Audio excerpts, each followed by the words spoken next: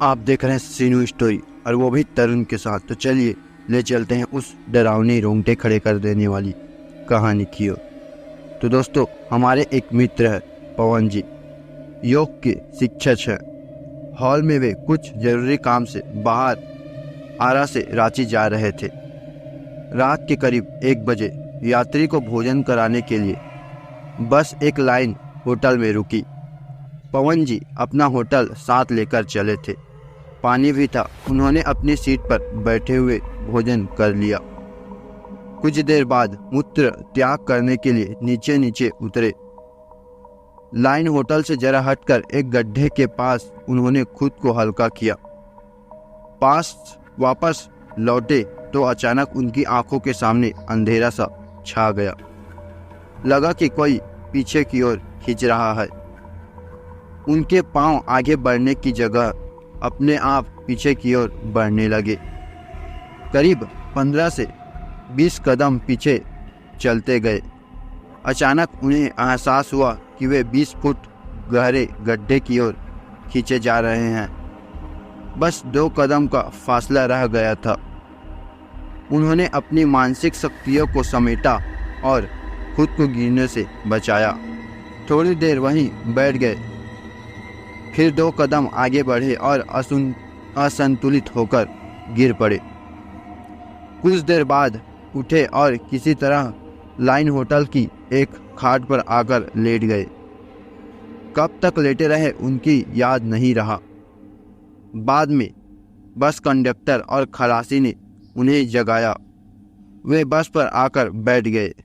1 घंटे सोचने समझने लायक हुए तो पता चला कि उनका मोबाइल घटना के दौरान वहीं गिर पड़ा था। सारे नंबर उसी में थे। बस कई किलोमीटर आगे बढ़ चुकी थी। अब कुछ उपाय भी नहीं था। इत्तेफाक से उन्हें रांची के एक मित्र के घर का पता याद था।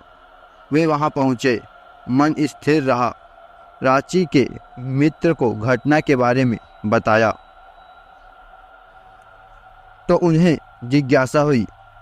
अगले दिन वे उनके साथ अपनी गाड़ी पर उस होटल को ढूंढते हुए पहुंचे और वहां एक पान वाले ने पूरी कहानी सुनने के बाद बताया कि उस गड्ढे में कई लोगों की गिरकर मौत हो चुकी है।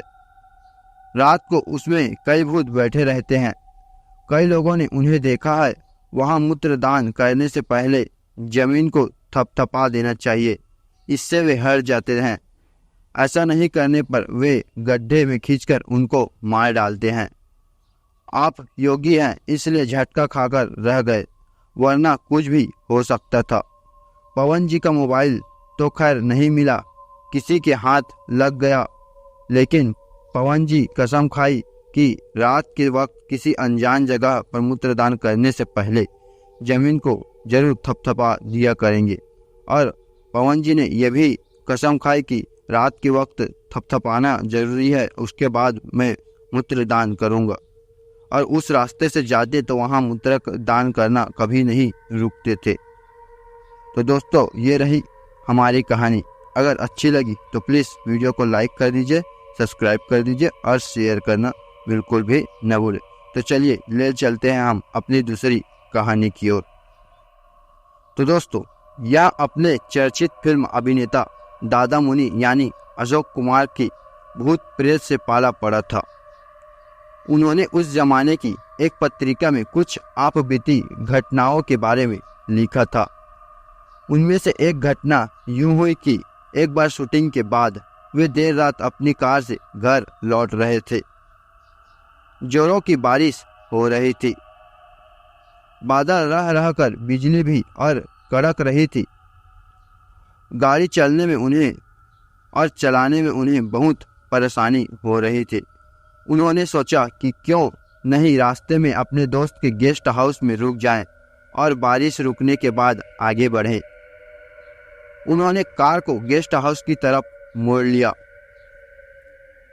गाड़ी पार्क करके वे अंदर एक कमरे में चले गए। उन्होंने केयर टेकर से कहकर खिड़की के पास टेबल कुर्सी लगवा ली।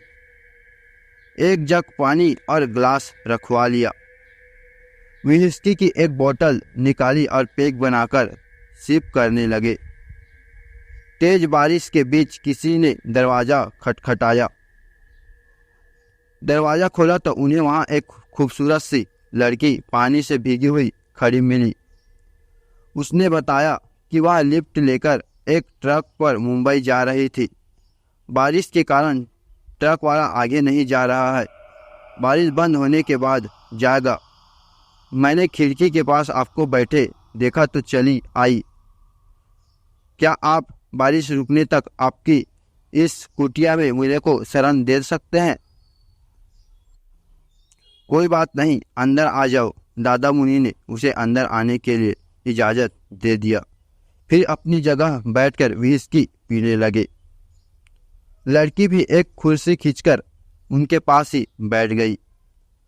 वह टकटकी लगाए विस्की के गिलास और की ओर देखने लगी। पियोगी क्या? दादा मुनि ने पूछा। उसने सहमति से सर हिला दिया और दादा मुनि तो एक नया पैक बनाकर उसे दे दिया। बारिश रुकने पर वह इजाज़त लेकर बाहर चली गई। दादा मुनि ने उस ट्रक की तरफ जाते हुए देखा। ट्रक के पास पहुंचने पर ट्रक ड्राइवर ने उसे कुछ बातें करते हुए देखा। फिर उन्होंने देखा कि ट्रक वाले ने अचानक चाकू निकाला और उस लड़की के सीने में घोंप दिया। लड़की सड़क पर गिरकर छटपटाने लगी और ट्रक वाला ट्रक लेकर भाग निकला। दादा मुनि दौड़ते हुए वहां गए तो देखा कि लड़की मर चुकी है। वे अपनी कार से तुरंत थाना पहुंचे और थानेदार को वो घटना की जानकारी दी। थानेदार ने कहा कि वह उनका बहुत बड़ा फैन है। दादा मुनि ने उसे घटना स्थल पर चलने को कहा। तभी एक सिपाही बोला कि वहाँ कोई कत्ल नहीं हुआ है। जिस जगह की बात हो रही है वहाँ कई लोगों ने इस घटना की रिपोर्ट की है, लेकिन वहाँ कुछ नहीं मिलता। यह सब एक प्रेत लीला है। दादा मुनि के आग्रह करने पर सिपाही और दरोगा उनके साथ गए, लेकिन दादा मुनि यह देखकर दंग रह गए कि वहाँ कोई न कोई लाश नहीं था, न खून के निशान थे। उन्हें मान लेना पड़ा कि सिपाही सच बोल रहा था। सिपाही ने कहा कि बहुत साल पहले इस जगह पर सही में एक लड़की का कत्ल किसी ट्रक वाले ने किया था। उसकी आत्मा आज भी भटकती है और इसी तरह बरसात के मौसम में वहाँ दिखाई पड़ती है और किसी को भी दिखाई दे देती है, लेकिन वहाँ आत्मा किसी को नुकसान नहीं पहुँचाती। और वही आत्मा आज आपको भी दिखाई दी है। उस दिन से दादा मुनि ये सब चीज़ पर विश्वास करने लगे और रात को अंधेरे में कहीं रुकने वाले नहीं थे और उन्होंने तय कर लिया कि रात को अंधेरे में कहीं वो अनजान जगह नहीं रुकेंगे। तो दोस्तों ये रही अपनी कहानी। अगर अच्छी लगी तो प्लीज़ वीडियो को लाइक कर दीजिए, सब्सक्राइब कर दीजिए और शेयर करना बिल्कुल भी न भूलें। तो फिर मिलते हैं अगले वीडियो में, तब तक के लिए गुड बाय।